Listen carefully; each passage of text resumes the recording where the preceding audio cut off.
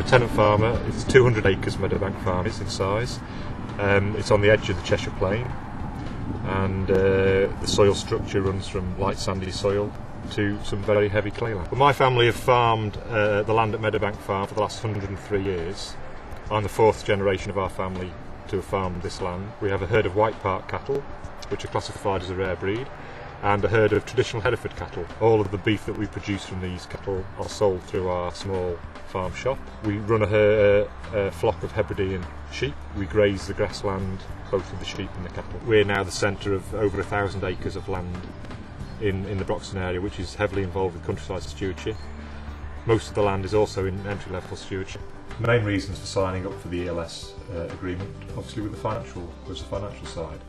£30 a hectare is payable if you get the right amount of points.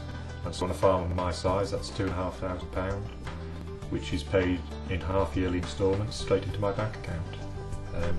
So it was a very attractive option, and considering getting the points was very easy on our farm, it was an option which we had to take.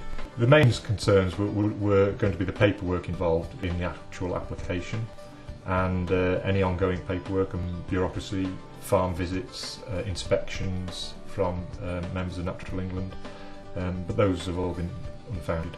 The paperwork was relatively easy. We had a great deal of help from the Natural England advisors. As of yet, I haven't had an official inspection for ELS, but I'd be quite happy for them to come around and see what we've done. The whole process was very easy and straightforward. I rang up our local Natural England office, forms were sent out within a week, and the whole scheme was up and running within a month of my first telephone call. First payment was in the bank after 6 months later, and the scheme is now up and running properly. So the whole process was very straightforward, very simple. The options we chose for here at Meadowbank Farm were buffer strips, 6 metre buffer strips around the outsides of ponds and along the hedgerows of grassland fields. We chose mixed species grazing of our grassland, so we have sheep and cattle grazing the grassland. Hedgerow management, we have some good hedges here at Meadowbank Farm, many miles of good hedges, and we decided that was a way of scoring a lot of points. Managing these options hasn't altered the way that we farm this farm. They've all fitted in very well. We've always had sheep and cattle grazing the grassland.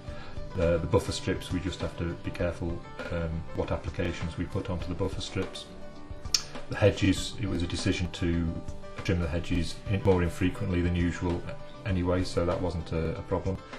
And no, the management of the farm hasn't changed at all. We're now entering our 5th year in the ELS scheme, so at the end of this year we'll have to decide whether to reapply or whether to leave the scheme completely. That decision has already been made, and we will be reapplying for the entry-level scheme, and hopefully for another 5 years we'll sign up with Natural England. We've seen many benefits from joining the entry-level scheme over the past 4 to 5 years.